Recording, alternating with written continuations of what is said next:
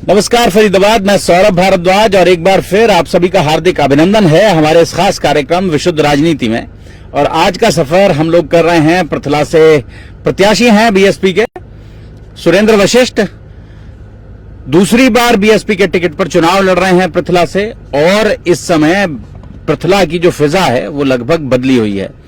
परसों सुश्री मायावती ने बघौला आना है और उसके बाद कयास लगाए जा रहे हैं कि यहाँ का जो चुनाव है वो एकदम बदल जाएगा। वशिष्ठ जी, स्वागत है आपका, हमें समय देने के लिए बहुत बहुत धन्यवाद। नमस्कार भारद्वाज जी, आपके चैनल के माध्यम से मैं सभी दर्शकों को नमस्कार करूंगा। जी वशिष्ठ जी, दूसरी बार बीएसपी ने आप पर भरोसा जताया है, क्या लग रहा है इलाके में पृथला की जनता क्या बोल रही है? देखो, बहन जी ने दूसरी बार भरोसा जताया मुझ पर, लेकिन चौथा चुनाव है जब से पृथला विधानसभा क्षेत्र अस्तित्व में आया। चारों बार ही ब्राह्मण प्रत्याशी दिए हैं बहन जी ने, चौथी बार भी अब, क्योंकि यह दलित और ब्राह्मण का कॉम्बिनेशन बनता है। वो तो बीच में हमारे एक साथी ने चुनाव जीतकर और दूसरे दलों में जाने का काम, भारतीय जनता पार्टी में जाने का काम किया। चुनाव जीतने के अगले दिन ही उसने अपनी डंडी सब हटा दी। उसकी वजह से थोड़ा हमारा कार्यकर्ता निराश हुआ था और वह माननीय बहन जी ने और हमारे प्रदेश के और हमारे विधानसभा के कार्यकर्ताओं ने मिलकर दोबारा से उसको एक बहुत बड़ा, लोगों को इकट्ठा करके एक बहुत बड़ा दोबारा से महल बनाया है। जो एक झोपड़ी को ये फूंकने का काम उस साथी ने किया था, वो दोबारा से हमने उसको एक महल नुमा बना लिया है। और माननीय बहन जी उस सबको देखने 27 तारीख को पृथला विधानसभा क्षेत्र के गांव बघौला में 11 बजे पहुंच रही है। वशिष्ठ जी, क्या लग रहा है ये जो जातिगत आंकड़े हैं, कॉम्बिनेशन है, ये कैसे आपको लगता है कि यहाँ इस इलाके में ये ज्यादा महत्वपूर्ण है, ब्राह्मण प्लस दलित का जो कॉम्बिनेशन है? देखो, बहुजन समाज पार्टी वैसे सर्वजन हिताय सर्वजन सुखाय की पार्टी है, फिर भी आपकी बात मैं बड़ी करूंगा। जातिगत आंकड़े तो उसमें ब्राह्मण समाज और अपना जो दलित समाज है, लगभग 40,000 के करीब ही दलित समाज है और 40,000 के करीब ही ब्राह्मण समाज है। और सबसे बड़ा जो वेटेज हमें मिलने जा रहा है वो गठबंधन जो इनेलो पार्टी से हुआ है। इनेलो पार्टी और बसपा का जो गठबंधन है, ये एक ऐसा प्रमाणित गठबंधन है। 1998 में भी हुआ था, तो उस समय भी 10 में से 5 लोकसभा सीटें जीती थी। ताऊ देवीलाल और कांशीराम के बीच हुआ था। हाँ, तो 1998 में 10 में से 5 लोकसभा सीटें जीती थी। और जाट समाज भी, ये समझ सकते हो आप कि ताऊ देवीलाल के और इनेलो के सोया हुआ कार्यकर्ता इस गठबंधन से दोबारा अंगड़ाई लेगा और भारतीय जनता पार्टी और कांग्रेस या निर्दलीय जो तीनों जो पहले एक बार यहाँ से चुने गए थे प्रत्याशी, उनको परास्त करने का काम करेगा। क्या मुख्य समस्याएं आप महसूस करते हैं इस इलाके की? देखो, समस्याएं पृथला विधानसभा में जो सबसे बड़ी समस्या है वो बेरोजगारी की है। जबकि पृथला विधानसभा अपने आप में एक इंडस्ट्रियल हब है, लेके सरूरपुर से लेकर दुधौला तक और तुम्हारे बघौला से लेकर चंदावली तक ये सबसे बड़ा इंडस्ट्रियल हब है।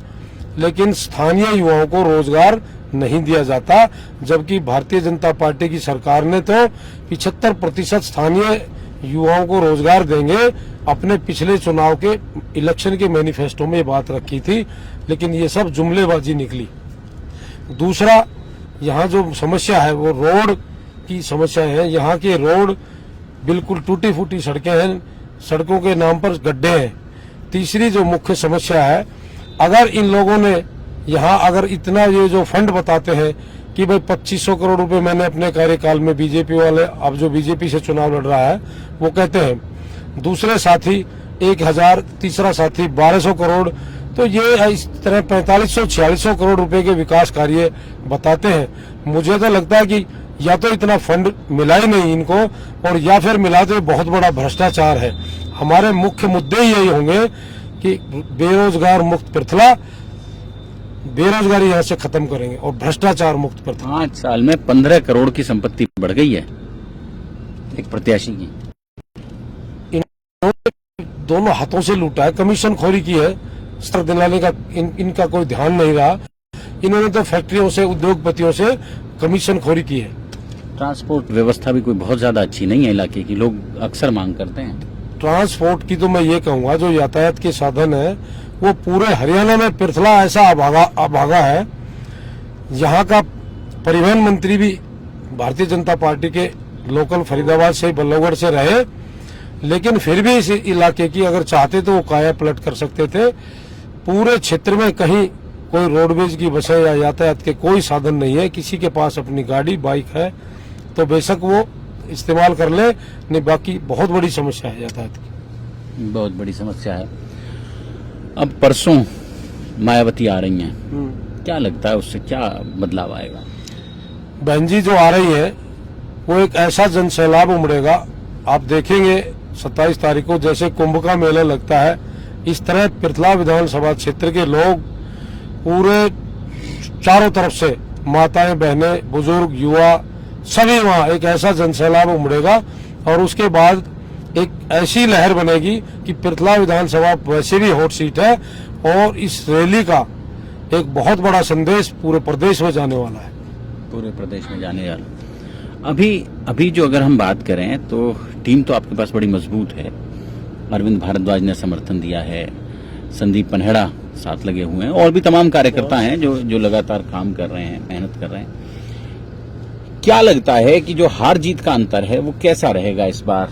क्योंकि आमतौर पर 2,500-3 हजार वोटों की हार जीत होती रही है, बड़ा क्लोज कंपटीशन रहता है यहाँ, और बाकी सीटों को लेकर पूरे हरियाणा में लोग प्रेडिक्ट कर रहे हैं, लेकिन पृथला को लेकर कोई प्रेडिक्ट नहीं कर पा रहा है कि पृथला क्या सोच रहा है। देखो, यहाँ निश्चित तौर पे मुकाबले हैं कड़े, और उसमें पांच कोणीय मुकाबला है। भारतीय जनता पार्टी में जो कलह है, और भारतीय जनता पार्टी में जो 3 प्रत्याशी चुनाव जो टिकट मांग रहे थे वो निर्दलीय चुनाव में है, उसमें चाहे दीपक डागर की बात करें, चाहे नैनपाल राउत की बात करें, और चाहे ककड़ीपुर से हमारे विजेंद्र जी की बात करें, तो जो लोग ये टिकट मांग रहे थे भारतीय जनता पार्टी की, तीनों ही मैदान में है।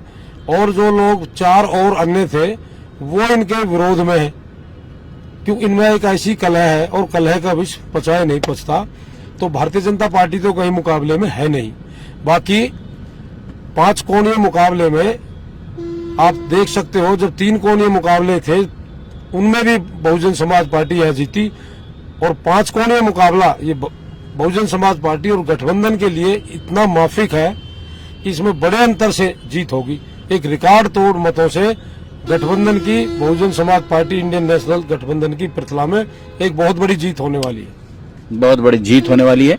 और अगर हम बात करें इस पूरे इलाके की, पृथला को लेकर बात करें, तो इसके जो आंकड़े हैं, इसके जो नतीजे हैं, वो हमेशा चौंकाने वाले रहे हैं। बिल्कुल चौंकाने वाले रहे हैं। यहाँ पहले भी भारतीय जनता पार्टी तो आज तक, जब से पृथला विधानसभा क्षेत्र अस्तित्व में आया है, आज तक वो चुनाव नहीं जीते हैं, और इस टिकट को कोई लेना भी नहीं चाहते। भारतीय जनता पार्टी की टिकट तो माननीय टेकचंद शर्मा भी नहीं लेना चाहते थे। इन्होंने तो अपना पूरा जोर बहुजन समाज पार्टी की टिकट लेने के लिए पुरजोर ताकत लगाई, लेकिन माननीय बहन जी ने ऐसे किसी भी प्रत्याशी को जो जीतने के बाद और हमारे कार्यकर्ताओं का अपमान करके दूसरे दलों में जिन्होंने जाने का काम किया, चाहे राजस्थान के 6 विधायक देख लो आप, चाहे टेकचंद शर्मा जी को देख लो, इनको बहन जी ने किसी को भी टिकट नहीं दी। बहन जी इतनी सख्त है इस मामले में कि जो हमारे कार्यकर्ता का और जो हमारे वोटर का सम्मान नहीं करता, उसको माननीय बहन जी दोबारा ये नीला पटका भी नहीं पहनने देती है। आमतौर पर पृथला में जब जा रहे हैं, दलित समाज के बीच जा रहे हैं, हमारे रिपोर्टर जा रहे हैं, लोग जा रहे हैं, तो वहाँ ये चर्चा रहती है कि दलित समाज ने तो पहले भी भरोसा जताया था, और हाथी की सवारी पे जो भी व्यक्ति आया उसको आंख मूंद कर विश्वास किया और उसे विधायक बनाकर भेजा था। समाज भरोसा कर ले, दलित समाज भरोसा कर ले, लेकिन क्या ये भरोसा बरकरार रहेगा? देखो, दलित समाज हमेशा बसपा के साथ रहा है। लोकसभा चुनाव में आपने देखा होगा, उसमें संविधान बचाने के नाम पर इस तरह कांग्रेस ने जुमलेबाजी कर जरूर दलित समाज एक बार कांग्रेस के साथ चला गया, लेकिन उन्होंने इतना बड़ा पछतावा है अपने दलित समाज में कि इन्होंने संविधान की बात करी और जब रात्रि 12 बजे संसद में से बाबा साहब की मूर्ति को वहां से हटाकर कहीं पीछे पार्क में या कहीं पीछे झाड़ियों में उसको लगाने का इन्होंने काम किया। और कांग्रेस वाले जो संविधान बचाने की बात करते थे, वो एक भी कोई साथी किसी का बयान नहीं आया। दलित समाज इतना पीड़ित है, इतना आहत है इस कांग्रेस से भी कि कांग्रेस की तरफ कभी दोबारा मुड़ के नहीं देखेगा। अभी एक बड़ी चीज जो समझी जा रही है इस पूरे इलाके में, एक समीकरण ये भी है कि जो मुस्लिम समाज है वो किस तरफ वोट करेगा। देखिए, मुस्लिम समाज, जब मैंने चुनाव में उतरने का जब फैसला किया तो सबसे पहले मैंने खंदावली गांव, मेरा गोती गांव है, मोमडन है, मुसलमान है, लेकिन वशिष्ठ है, मेरे ब्लड रिलेटेड है, वशिष्ठ गोत्र के हैं। उन लोगों के बीच में मैंने पहले जाके उन लोगों को वहां इकट्ठा किया, उनसे सलाह मशवरा लिया कि अगर आप मजबूती से चुनाव लड़े, स्वयं सुरेंद्र वशिष्ठ बन के आप चुनाव लड़े, एक चुनाव अपने नाम पर लड़े। सभी जातियों ने, चाहे उनकी तादाद किसी की चाहे 20,000 हो, उनके भी विधायक रहे हैं, किसी की 30,000 हो, 20,000 की आबादी, 20,000 वोट आप लोगों के भी हैं। जब उनको मैंने कहा कि एक चुनाव 20,000 पे जब और साथी जीत सकते हैं तो एक चुनाव आप भी, खंदावली के लोगों ने कहा कि हम ये चुनाव अपने नाम पर लड़ेंगे। और ये आप देखना, जब पूरा जन सैलाब रैली में भी वो लोग मोमडन समाज जाएंगे तो मोमडन समाज का जो झुकाव है वो भी सुरेंद्र वशिष्ठ और Bahujan Samaj party, Indian national Lokdal गठबंधन की तरफ ही है। फरीदाबाद आप समझ सकते हैं, ये जो राजनीतिक चर्चा है निश्चित रूप से पृथला में जगह जगह यही सब चल रहा है इस समय। इसी सब पर डिस्कशन चल रहा है, कौन सी जाति कहाँ जाएगी, क्योंकि लास्ट में चुनाव जो है वो घूम फिरकर जाति बिरादरी पर टिक जाता है और तमाम चर्चाएं जो हैं वो गौण हो जाती हैं। जैसा सुरेंद्र जी कह रहे हैं कि 27 को जो जन सैलाब उमड़ेगा, अब देखने वाली बात यह होगी कि 27 को कितनी बड़ी ताकत का प्रदर्शन बीएसपी यहां करती है और कितना इलाके में जो विचार है, लोगों का जो विचार है, जो वोट है, वो अपने खाते में जोड़ पाती है। जोड़ेंगे फरीदाबाद आपको शहर की ऐसी ही और राजनीतिक चर्चाओं के साथ। बहुत बहुत धन्यवाद।